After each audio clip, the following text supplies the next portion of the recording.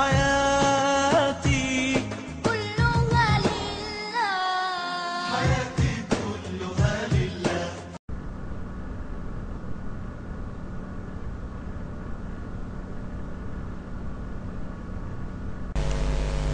Bismillahirrahmanirrahim. Assalamualaikum warahmatullahi wabarakatuh. Alhamdulillahirabbil alamin wassalatu wassalamu ala sayyidina Muhammadin wa ala alihi wa sahbihi ajma'in, amma ba'du. Alhamdulillah, pada kesempatan kali ini kita akan membahas tentang ismah atau penjagaan Allah kepada para rasulnya. Di dalam bait Aqidatul Am disampaikan, Abda'u bismillahirrahmani wa birahimi da'imil ihsani falhamdulillahil qadimil awali al-akhiril baki bila ta'awli thumma salatu wa salamu sarmada ala nabi khairi man qad wahada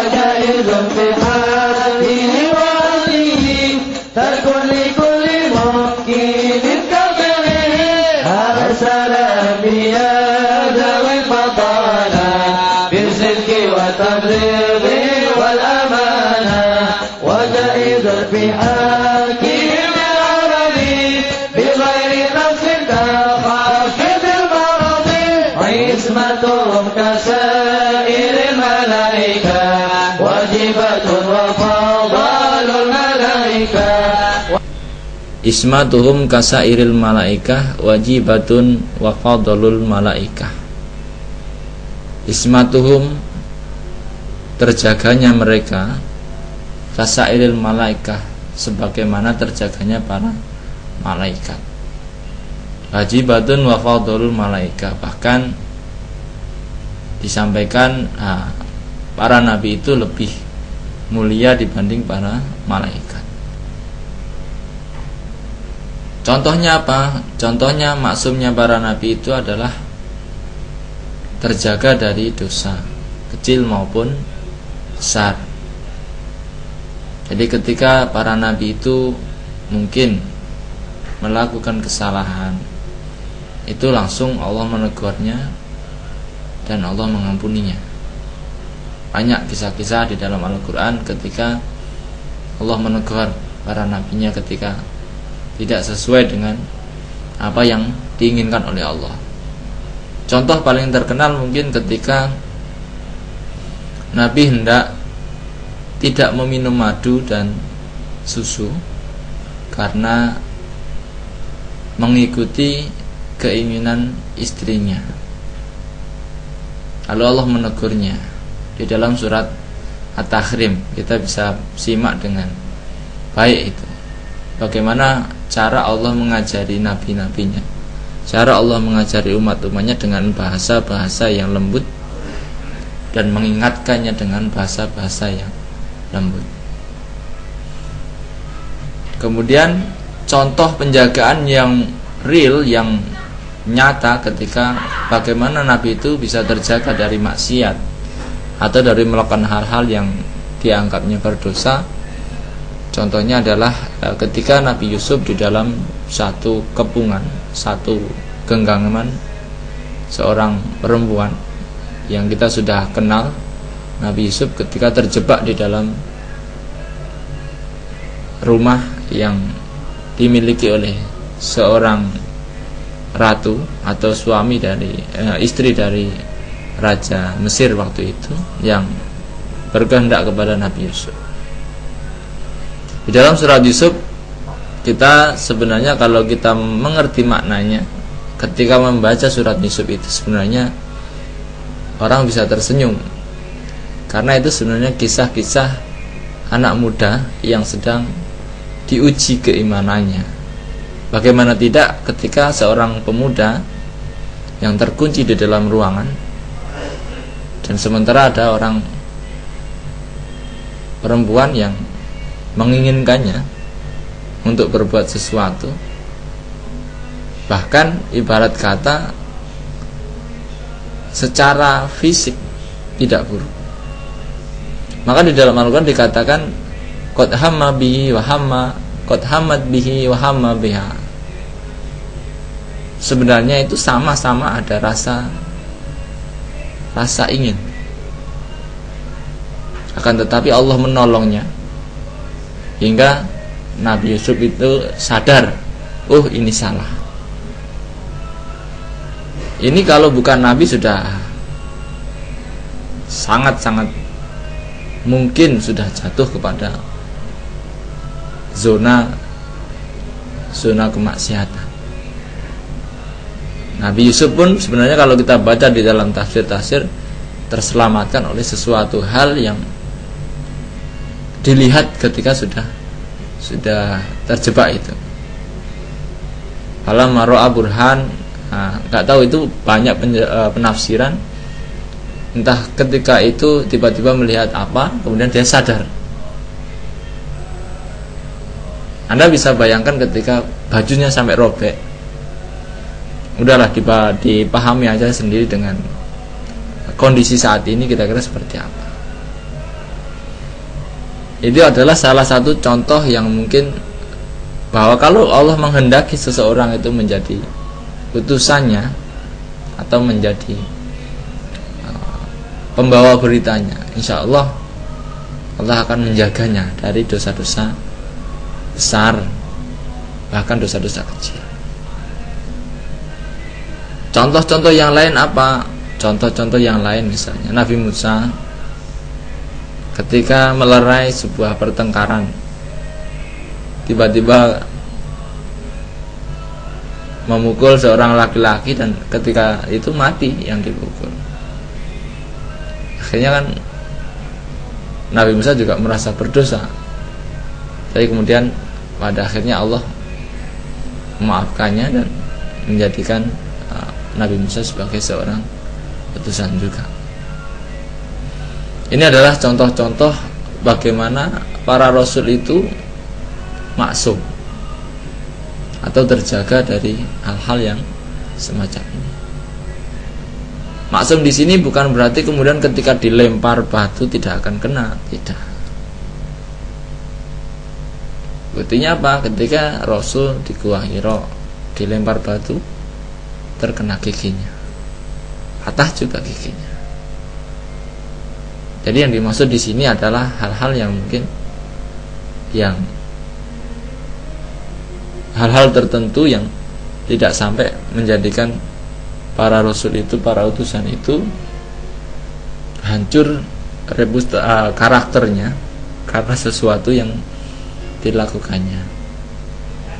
Kalau patah gigi itu kan tidak merusak karakter.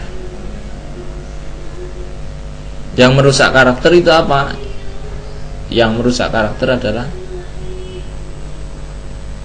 kebalikan dari sifat wajib para rasul. Kalau sifat-sifat mustahil itu terjadi bagi para rasul, maka otomatis dia tidak akan jadi rasul. Di antaranya adalah apa? Kita sudah bahas kemarin dan kita akan jelaskan nanti pada pembahasan tentang sifat-sifat mustahil bagi Allah juga bagi para rasul. Nah,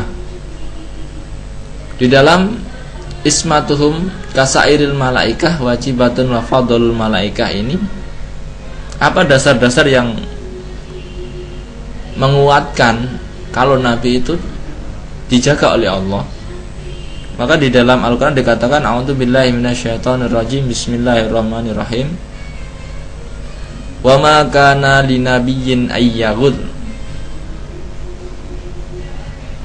Jadi dikatakan di situ ya nabi itu tidak akan seperti itu. Di dalam surat Ali Imran ayat 161. Kemudian juga di dalam ayat lain dikatakan wa alqaitu 'alaika mahabbatan minni walitusna' 'ala aini. Di dalam surat Toha ayat 39 itu menunjukkan bahwa ya semuanya Allah mengawasi makhluknya, tapi kepada Rasul itu bukan hanya diawasi, tapi langsung ditegur. Salah langsung ditegur, salah langsung diarahkan, salah langsung diarahkan. Berbeda dengan kita-kita. Mungkin ketika salah biarin aja, salah dibiarin aja, salah dibiarin aja. Ditegurnya nih kalau sudah parah tegur, negornya parah juga. Tapi kalau Rasul nggak sampai, baru salah sedikit sudah ditegur, salah sedikit sudah ditegur. Nah ini mungkin cara-cara bagaimana memimpin sebuah organisasi. Kalau dia itu pimpinan di bawah pimpinan, maka ketika salah sedikit harus segera ditegur.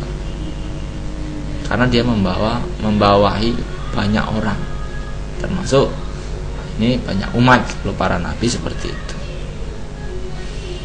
Lalu mana dalilnya ketika dikatakan bahwa para nabi itu lebih utama daripada malaikat? Kita mungkin sudah sering membahas tentang kejadian manusia. Dikatakan bahwa sebelum kejadian itu Allah berfirman, wa in qala rabbuka lil malaikati isjudu li adama fasajadu illa iblis. Itu menunjukkan bahwa Allah menyuruh para malaikat itu memberi hormat kepada Adam, kepada manusia, kepada Nabi Adam. Ini menunjukkan bahwa manusia itu pada dasarnya lebih terhormat daripada malaikat. Namun bisa juga lebih rendah daripada binatang. Itu tergantung kejiwaannya, tergantung keimanannya. Semakin baik iman seseorang, maka dia bisa melebihi malaikat. Tapi semakin buruk keimanan seseorang dan semakin buruk perilaku seseorang, maka bisa lebih buruk daripada binatang. Bagaimana logikanya manusia itu bisa lebih terhormat daripada malaikat? Yang pertama adalah begini. Manusia itu dikasih hawa nafsu. Ketika dia bisa mengendalikan hawa nafsunya, otomatis dong nilainya lebih besar daripada orang-orang yang atau makhluk-makhluk yang tidak diberi hawa nafsu. Kalau malaikat tidak korupsi itu sah-sah saja, ya jelas otomatis karena nggak ada nafsu. Tapi kalau manusia tidak korupsi, itu kan berarti manusia yang punya kelebihan karena dia mampu mengendalikan hawa nafsunya. Malaikat tidak bermaksiat, ya wajar saja, wong dia nggak punya nafsu. Tapi kalau manusia tidak bermaksiat, itu maka lebih hebat. Itu adalah analogi secara logika. Apa contohnya? Contohnya mungkin banyak sekali ya. Contoh-contoh bagaimana para nabi itu lebih mulia. Ya, ketika misalnya Nabi Isra Mi'raj saja, malaikat Jibril itu hanya berani mengantar hingga Sidratil Muntaha. Setelah itu tidak berani lagi. Jadi kalah secara ininya, masih bukan makomnya. Itu menunjukkan juga bahwa para nabi itu lebih utama daripada malaikat. Namun di dalam jajaran para nabi itu nanti ada keutamaan atau tangga-tangga derajat masing-masing. Kita mengenal bahwa ada dari 25 rasul itu ada 5 rasul yang terpilih menjadi ulul azmi, dan ada 1 rasul yang menjadi panglimanya semuanya. Jadi ada tetap martabat-martabat, tapi tidak boleh membeda-bedakan. Sebagai orang mukmin kita harus menganggap nabi-nabi itu harus kita hormati. Di dalam surat Al-Baqarah, di dalam awal juz 3 itu kita sering membaca tilkar rusul faddalna ba'dukum ala ba'din. Itu bisa kita pelajari bahwa masing-masing diberi kelebihan pada porsinya, tapi kita tidak boleh membeda-bedakan dan tidak boleh merendah-rendahkan yang lain. Itu mungkin yang kita bahas pada pembahasan tentang maksum atau sifat terjaga bagi para nabi ini dari perbuatan yang sia-sia, perbuatan maksiat, dan perbuatan yang melanggar aturan Allah Subhanahu wa taala, baik yang dosa kecil maupun dosa yang besar. Semoga bermanfaat. Akhirul kalam, billahi taufiq wal hidayah. Assalamualaikum warahmatullahi wabarakatuh.